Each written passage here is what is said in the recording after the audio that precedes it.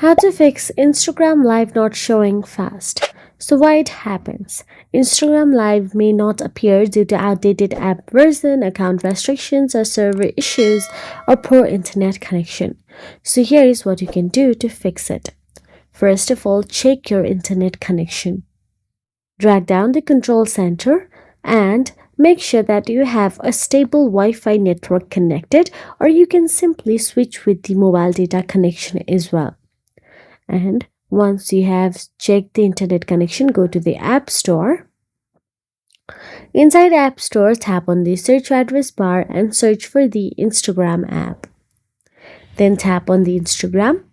And if you see the update option available right next to it, then tap on the update and update it to the latest version. New updates often fix live related bugs in builds. Once done so, simply check if you are restricted or blocked. If Instagram suspects suspicious activity or policy violations, Live can be disabled temporarily. So if restricted, wait for 24 to 48 hours or contact Instagram support. And that will be. If you found this video helpful, please like, share and subscribe our channel, and thank you so much for watching.